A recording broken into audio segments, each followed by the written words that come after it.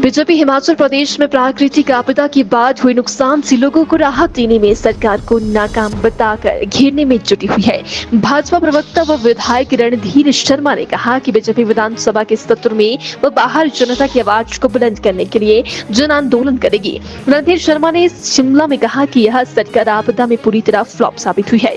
दूर दराज क्षेत्रों की सड़कों को खोलना तो दूर की बात, पर लोक निर्माण विभाग की सड़कों की मरम्मत भी नहीं हो पाई है। उन्होंने राहत राशि देने में भाई भतीजा की बात को दोहराते हुए कहा कि जिन्हें ये मदद दी जा रही है वह भी 10 से 15 हजार से ज्यादा नहीं। सरकार को राहत मैनुअल के अनुसार जिनके मकान क्षतिग्रस्त हुए हैं 1 लाख और जो मकान पूरी तरह से नष्ट हो गए हैं उन्हें 10 लाख की मदद देनी चाहिए। उन्होंने कहा कि बीजेपी विधायक दल की बैठक में भी इस तरह के कई विषयों पर चर्चा हुई। सरकार लोगों को राहत समय पर नहीं पहुंचाती है तो 18 सितंबर से शुरू होने वाली विधानसभा के मानसून क्षेत्र में जनता की आवाज को बुलंद तरीके से उठाया जाएगा और विधानसभा के बाहर भी जन आंदोलन किया जाएगा। एक दल भारतीय जनता पार्टी का मानना है कि ये सरकार इस त्रासदी में पूरी तरह से फ्लॉप सिद्ध हुई। लोगों को राहत पहुंचाना तो दूर की बात, ये सरकार सड़कों तक को अभी तक मरम्मत नहीं कर पाई, उनको खोल नहीं पाई। पंचायतों द्वारा बनाई हुई सड़कें तो दूर, लोक निर्माण विभाग द्वारा बनाई गई सड़कों की भी अभी तक मरम्मत नहीं हो पाई है, जिसके कारण बागवानों को दिक्कत आ रही है, सब्जी उत्पादकों को दिक्कत आ रही है, अपने उत्पादन को मंडियों तक पहुंचाना मुश्किल हो रहा है। परंतु इस सरकार का नकारात्मक रवैया जो है वो सिरदर्द बना हुआ है। यही नहीं, जिन लोगों के मकान चले गए, अभी तक शरणार्थी कैंपों में रह रहे हैं, उनके मकान बनाने के लिए किसी भी तरह का ना तो आर्थिक सहयोग किया जा रहा है, ना उसमें कोई आगे कार्रवाई की जा रही। जिनकी जमीन बह गई, उनके मकान बनाने के लिए जमीन मुहैया करवाना, उसकी भी कोई कार्रवाई इस सरकार ने अभी तक शुरू नहीं की।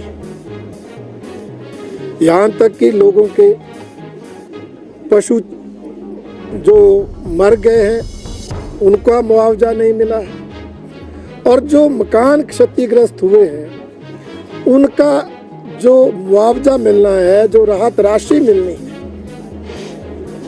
वो या तो मिली नहीं कई लोगों को, और जिनको मिली है वो भी 10-15 हजार के करीब मिली है। जबकि मुख्यमंत्री जी ने घोषणा की थी कि जो मकान आंशिक रूप से भी क्षतिग्रस्त होंगे उनको 1 लाख रुपए की राहत राशि दी जाएगी। यही नहीं, इस राहत राशि आवंटन में भाई भतीजावाद और भ्रष्टाचार हो रहा है।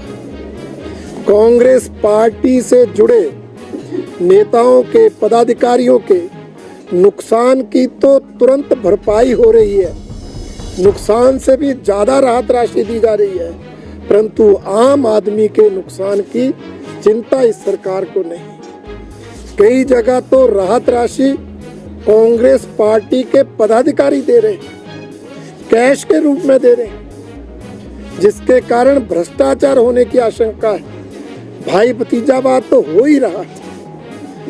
भारतीय जनता पार्टी विधायक दल ने इसका कड़ा संज्ञान लिया है और सरकार से मांग की है कि इस आपदा में जिनकी जमीन चली गई तुरंत तबादले के रूप में उनको जमीन उपलब्ध कराई जाए, जिनके मकान क्षतिग्रस्त हुए हैं अपने राहत मैनुअल के अंतर्गत उनको 1 लाख की राशि तुरंत प्रदान की जाए, और जो मकान पूरी तरह क्षतिग्रस्त हो गए, अगर ये बातें पूरी नहीं होती, 18 सितंबर को जो विधानसभा का सत्र शुरू हो रहा है उसमें इन मुद्दों को भारतीय जनता पार्टी के सभी विधायक पूरे जोर शोर से विधानसभा के अंदर उठाएंगे और विधानसभा के बाहर भी इन मुद्दों को लेकर कोई जन आंदोलन करेंगे, ताकि इस त्रासदी में जो प्रभावित लोग हैं उनको राहत मिल सके, और जो